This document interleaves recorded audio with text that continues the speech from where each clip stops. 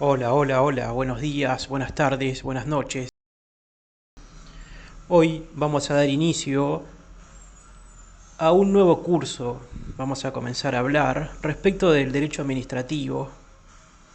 Me gustaría ir abordando todos los temas de esta materia, comenzar desde lo más elemental e ir avanzando y abordando, como bien dije, todos los temas de esta materia.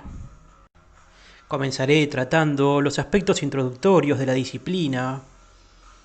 Luego avanzaré con la teoría general de la organización administrativa, particularmente con lo relativo a la organización administrativa, también respecto de la organización de las empresas estatales y posteriormente trataré de concentrarme en hacer un análisis respecto de intentar comprender, digamos, la configuración del obrar del Estado, siempre regido por el derecho administrativo, ¿no? Con especial referencia al régimen jurídico del acto administrativo,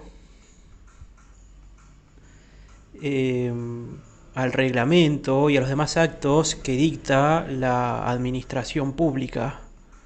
Así que bueno, eh, espero que les guste, suscríbanse si es de su agrado, si digamos si estos temas son de su agrado, suscríbanse, porque voy a ir intentando clase tras clase desgranar tema por tema. Ahora, respecto a la jurisprudencia, obviamente hay infinidad de manuales, de autores, pero bueno, fundamentalmente estas clases estarán basadas, más allá de que recomiendo, ¿no? Siempre los libros de, por ejemplo, Carlos Balbín, Marienhof.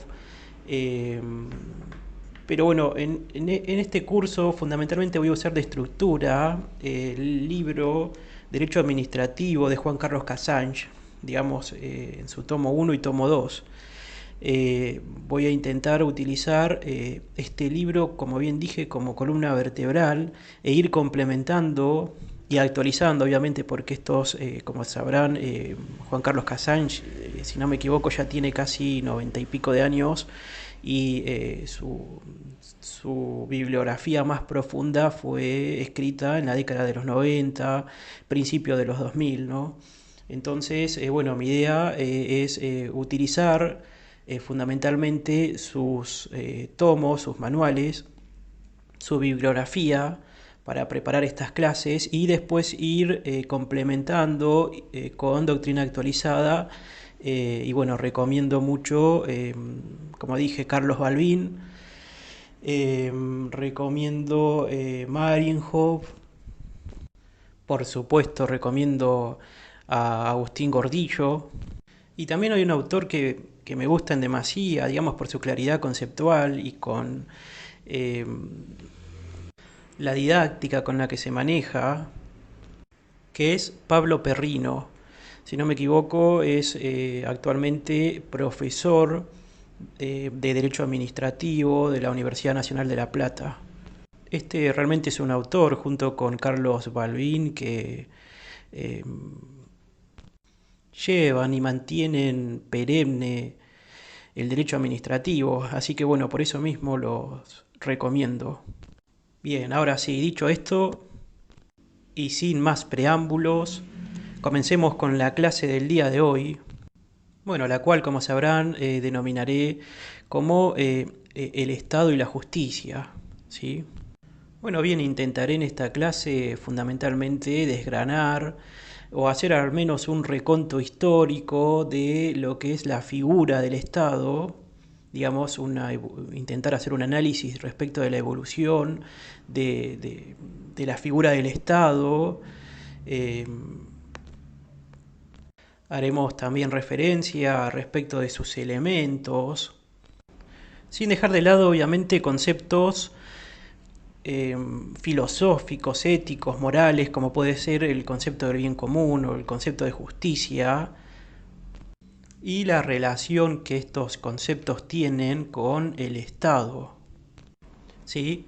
Bueno, así que sin más preámbulos, y ahora sí, comencemos con este curso.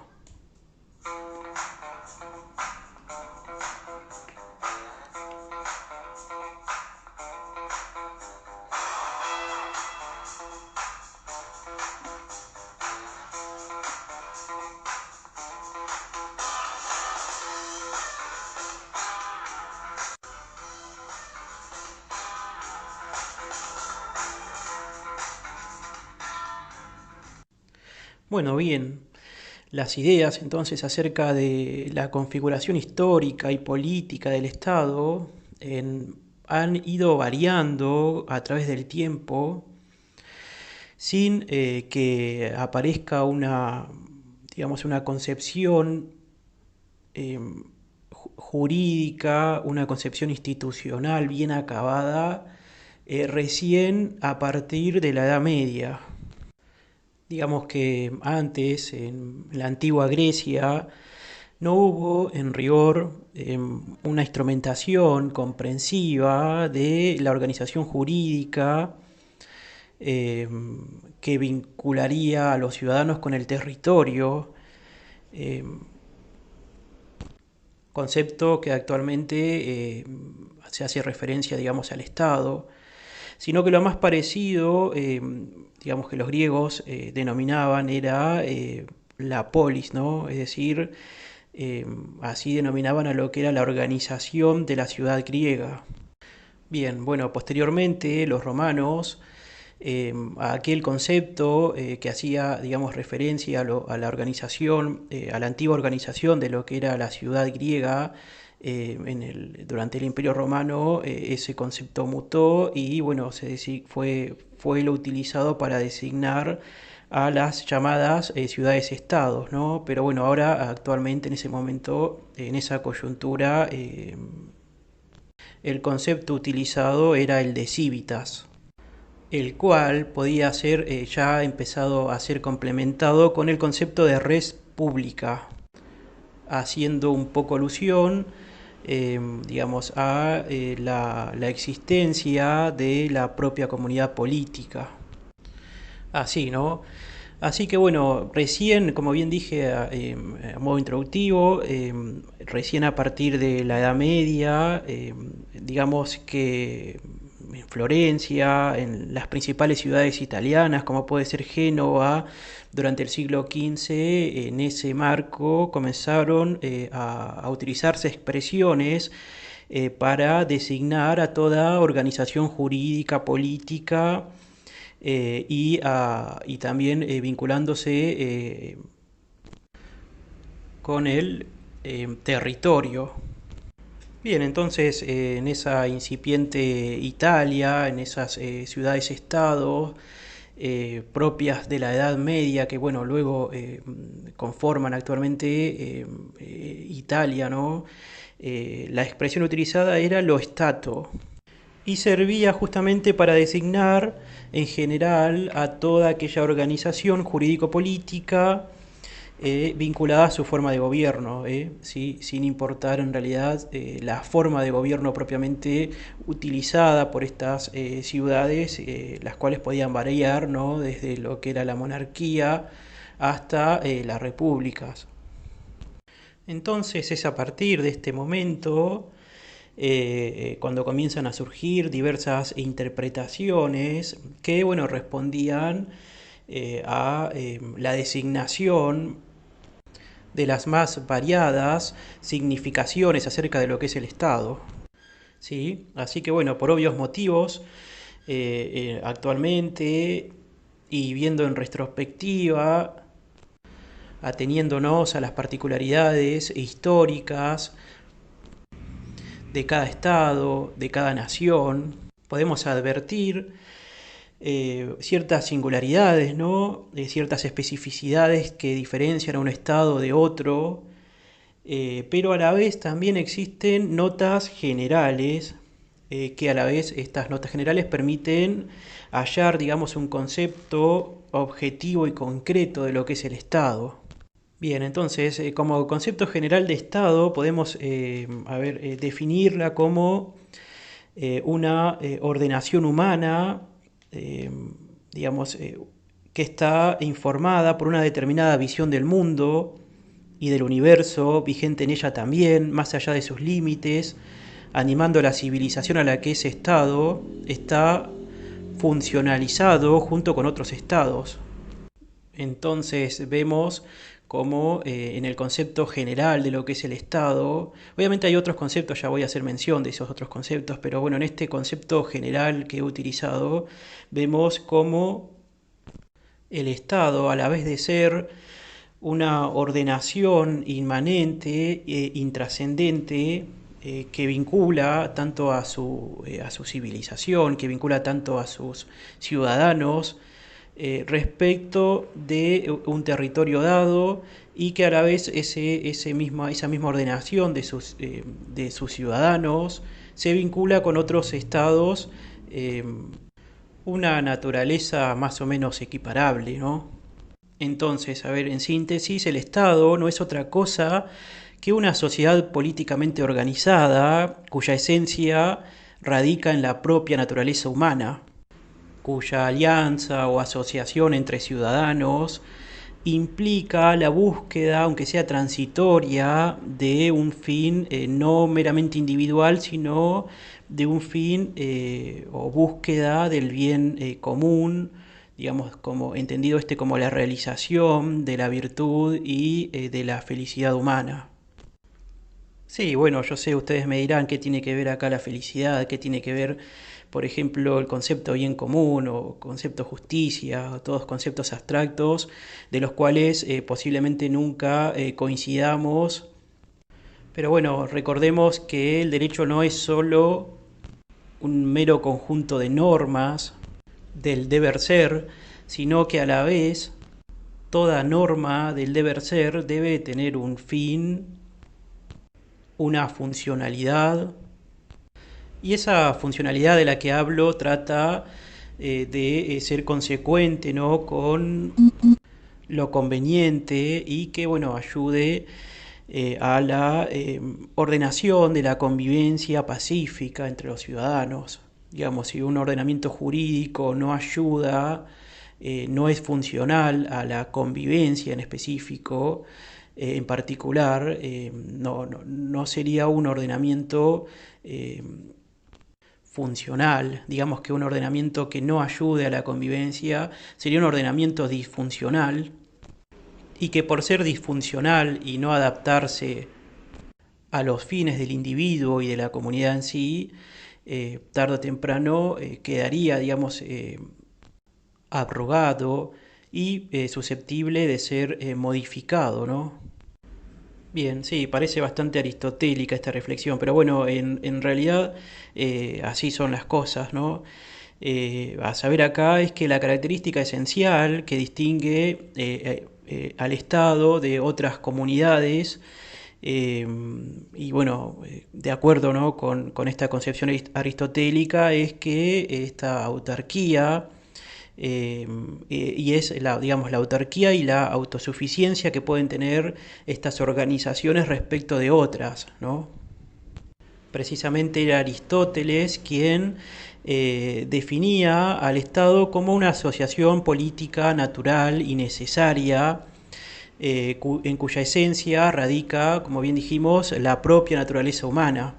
Bien, entonces, como rasgo definitorio de lo que es el Estado, es su autarquía o su autosuficiencia. Digamos que el Estado, por emanar, por ser una consecuencia propia de la naturaleza humana, puede tener entidad propia o entidad autónoma, entidad autártica, entidad autosuficiente, que no precisa ni depende de otra comunidad, digamos.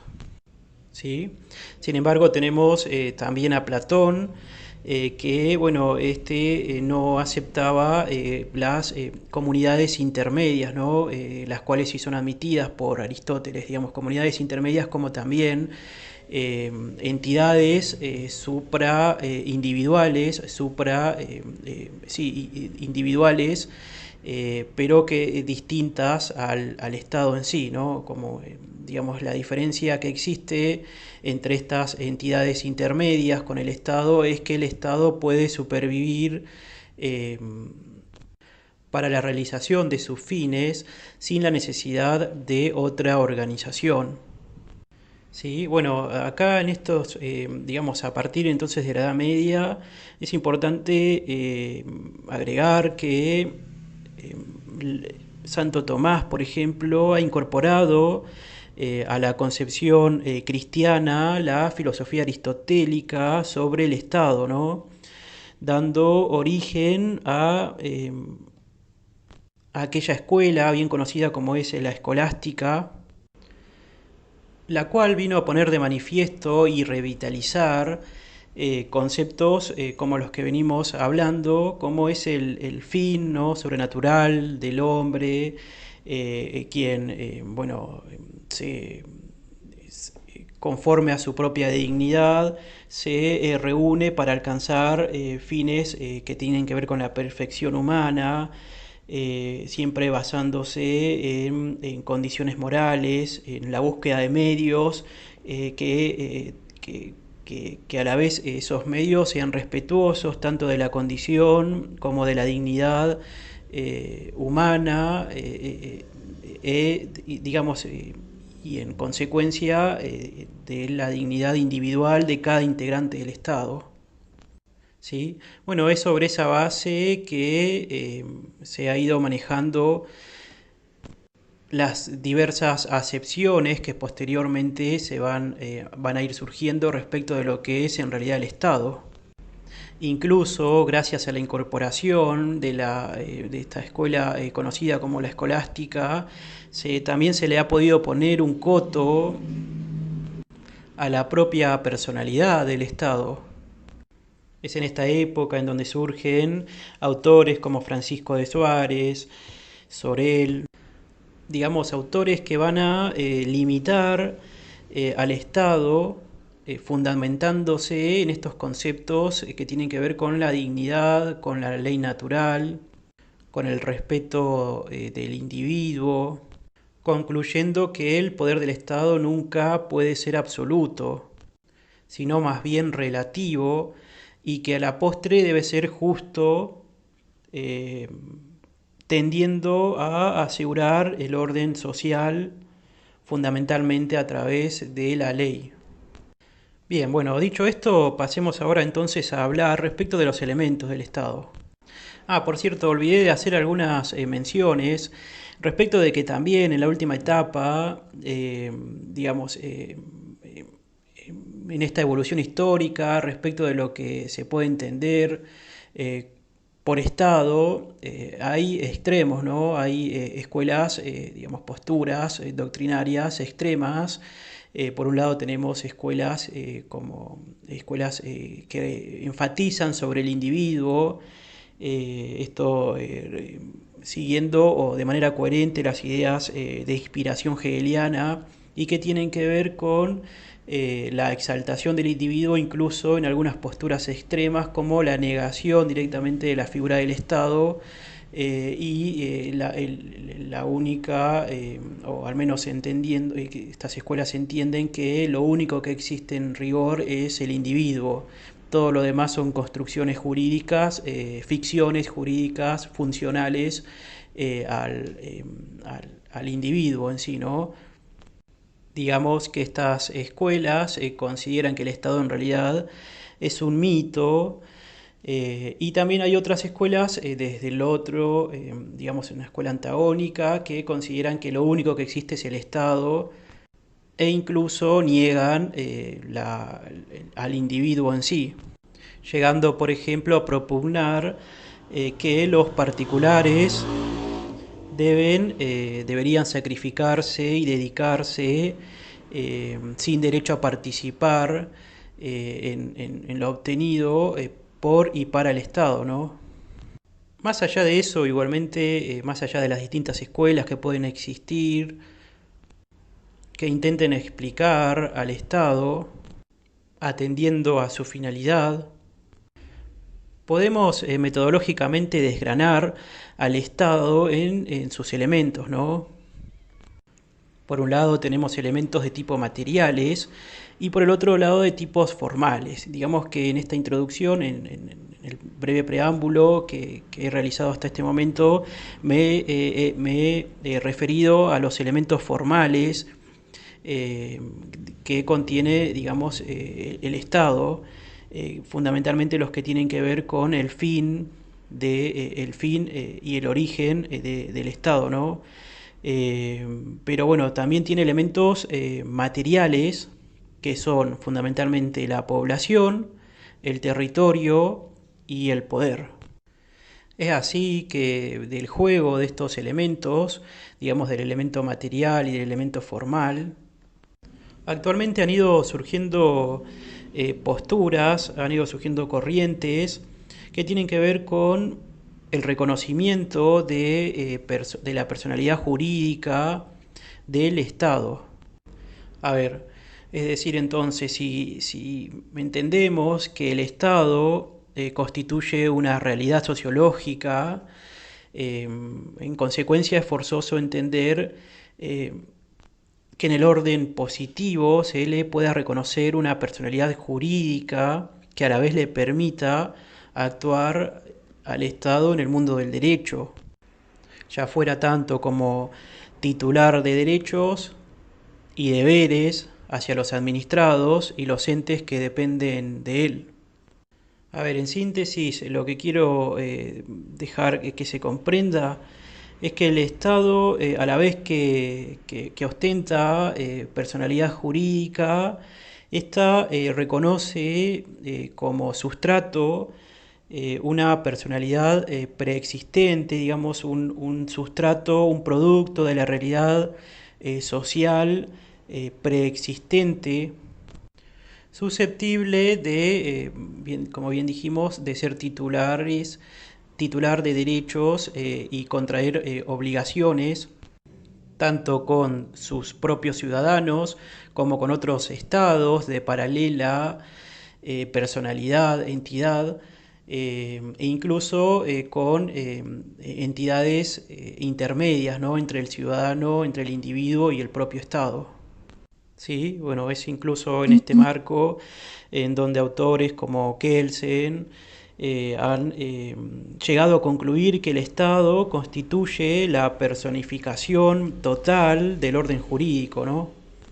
Considerando incluso que persona es la expresión unitaria de un determinado orden normativo. Digamos que quizás ya en un extremo ha llegado a concluir este autor que el Estado es en realidad la personificación de un orden jurídico determinado.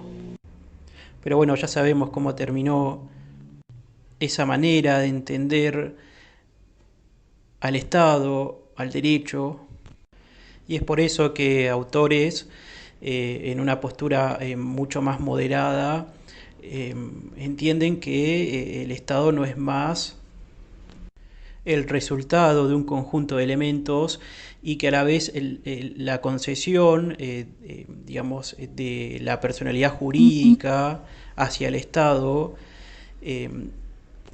no es más que el reconocimiento de iure de una situación de facto, ¿no? Preexistente. ¿Sí? Bueno, es por eso que me pareció importante comenzar como comencé, ¿no? Haciendo referencia en primer término al elemento formal, ¿no? También, como bien dijimos, existen elementos materiales como ser el pueblo, como ser el territorio, digamos que es el pueblo, son los ciudadanos que integran ese pueblo, quienes conforman al Estado y que a la vez ejercen el otro elemento material que es el poder eh, sobre un determinado territorio, ¿no? Llegando incluso, bueno, llegamos incluso a concluir que es en este marco, en donde, digamos, en esta coyuntura, en donde actualmente eh, la personalidad del Estado se maneja.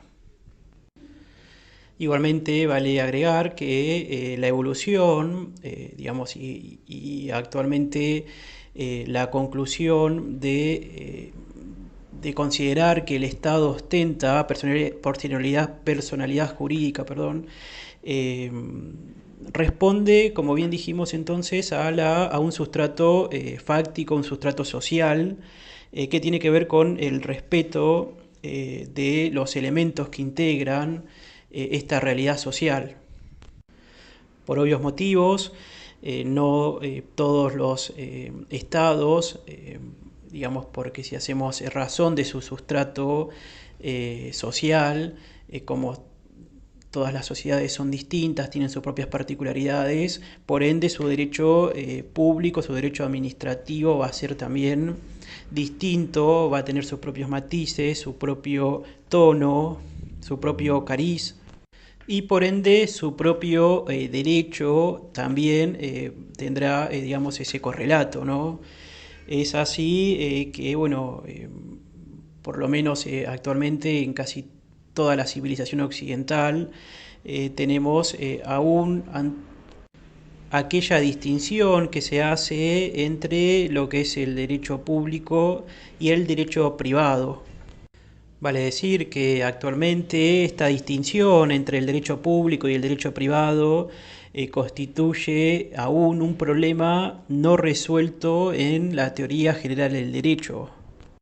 Digamos que para fundamentar la distinción entre ambas especies, ¿no?, de derechos, tanto el derecho público por un lado y el derecho privado, se han formulado una gran cantidad y variedad de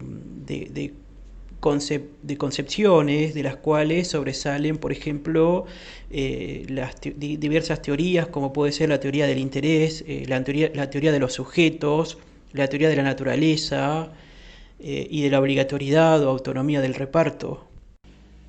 ¿Sí? La teoría más tradicional y porque viene, digamos, porque se remonta del derecho romano es la teoría del interés. Esta teoría, la teoría del interés, propugna que el derecho público es aquel que tiene por objeto la realización de intereses generales, colectivos o sociales, y que el derecho privado, en cambio, es el que se basa en la regulación de intereses particulares o privados. ¿Sí? Bueno, después existe la doctrina que afirma, digamos, la diferencia entre ambos derechos conforme al sujeto de la relación, según intervenga por un lado el Estado o según intervenga en los particulares. Digamos, cuando uno de los sujetos sea el Estado, bueno, estaríamos hablando de derecho público, y cuando del otro lado estuviera un particular estaríamos hablando de derecho privado. Por obvios motivos, ¿no?, resulta esta teoría insuficiente e incompleta porque pretende visualizar eh, que cada vez que se utilice o que sea el Estado quien ejerza la relación, se aplicaría el derecho público, ¿no? Esto en realidad no es así, porque en infinidad de oportunidades es el Estado quien cuando se relaciona o se vincula jurídicamente con privados, en ese marco lo puede realizar también en el ámbito del derecho privado. Otra teoría, otra de las teorías más conocidas que marca, digamos, la distinción entre lo que es el derecho público y el derecho privado es la teoría que se apoya en los aspectos de subordinación o coordinación que presentan las normas, ¿no? Supuestamente para esta teoría el derecho público sería aquel caracterizado por regir relaciones de subordinación, entre sujetos, ¿no? Caracterizado fundamentalmente en la desigualdad que existe entre las partes, mientras que el derecho privado, en realidad basándose en la coordinación, estaría regulando, ¿no?, a los sujetos en una relación de igualdad.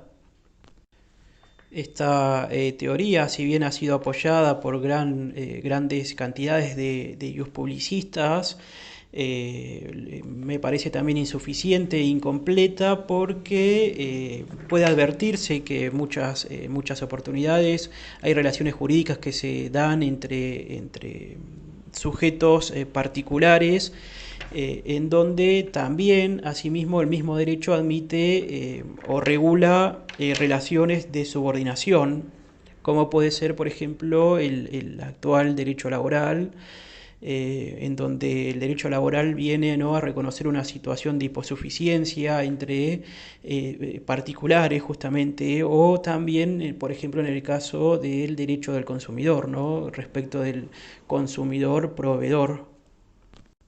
¿Sí? Bien, entonces todas estas teorías, digamos, las teorías que hemos utilizado para intentar diferenciar tanto el derecho público como el derecho privado, incluso la teoría del interés, que fue la primera que nombré, que expliqué, que bueno, que pone el énfasis en si hay un interés general que esté en cuestión o si los intereses regulados son netamente privados, también es insuficiente, también es incompleta, porque bueno, es cierto que hay muchas normas incluso que regulan relaciones entre particulares que tutelan no solo intereses privados, sino también intereses generales o de bien común. Al respecto, bueno, Juan Carlos Casasgne lo que dice es que esta búsqueda de un criterio uniforme y universal de diferenciación entre el derecho público y privado debe ser abandonado, ¿no?, como un objetivo, sino que más bien es necesario analizar la realidad jurídica concreta en cada caso. Esto es teniendo en cuenta, como bien dijimos, ¿no?, los elementos del Estado, ¿no?, tanto elementos materiales como formales. Incluso dentro de los elementos materiales, una manifestación del elemento poder es el derecho positivo de cada país, ¿no?, la legislación positiva de cada país. Es así que al momento de intentar ver los alcances del derecho administrativo, habrá que estar a la realidad jurídica concreta del Estado en cuestión.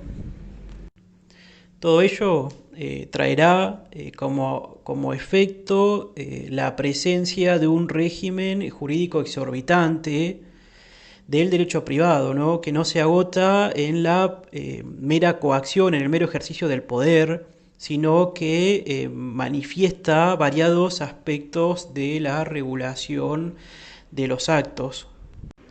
Es así, y bueno, ya como para terminar, que conforme a la realidad concreta del ejercicio jurídico de los actos que realice tanto el Estado en su entidad jurídica con los particulares y a la vez de cada Estado con otros estados paralelos o del Estado con sus propias entidades autárquicas o autónomas o el Estado con, digamos, con entidades intermedias, ¿no?, dentro de su propia esfera de conformación, van a ir surgiendo distintas instituciones, distintos matices jurídicos, y bueno, eso es objeto de estudio, cada institución, cada herramienta que el Estado utilice para garantizar